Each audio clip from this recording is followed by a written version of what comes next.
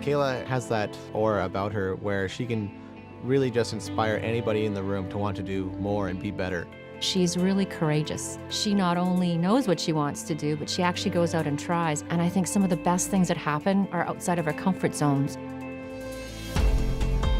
I always knew that I wanted to go into the field of medicine. It wasn't until about 4 years ago or so that I actually discovered that I wanted to pursue nursing in particular, and that was because of the holistic nature of the nursing care and the diversity in it. One of the things that I really like about nursing is that there's so many small things that you can do in someone's day that'll just make such a huge difference. My grandma was diagnosed with Alzheimer's about 10 years ago. I was able to see the care that she was provided in the care home, and I was involved in a lot of her care when she was living at home. Another factor in going into nursing was when I had my accident, I had about half of my great toe completely severed, and so they were able to reattach it, but I was going through depression and anxiety, and it was quite a difficult time for me. And so the home healthcare nurse really took a holistic kind of approach to my care, and so I was really able to see what nurses do and how important the role of a nurse is in people's recovery.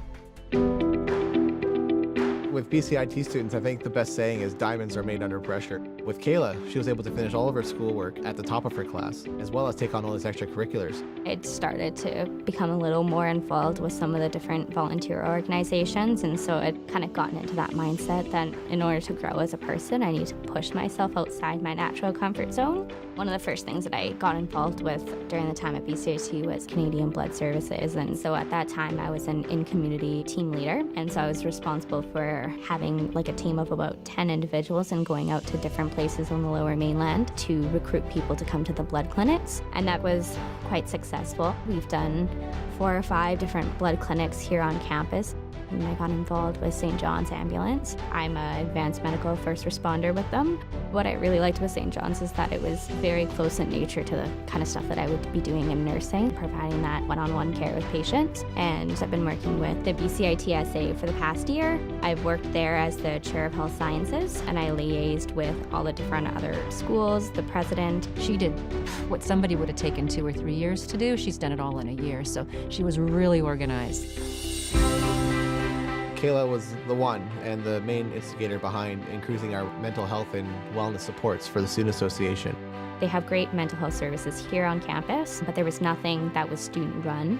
And so that was my biggest goal, was to continue to strengthen the mental health services on campus by students. We eventually ended up amending our strategic vision to more fully incorporate that need for health and wellness support for students at BCIT. She's leaving us a legacy, really, and I think everybody following up in her steps is going to have a hard time keeping up with all the things she did.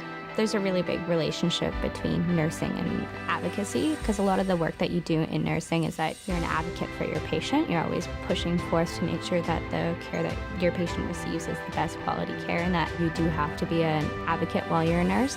I think the way that Kayla works, if we could get her in a great position out there in healthcare, she could just transform healthcare in BC.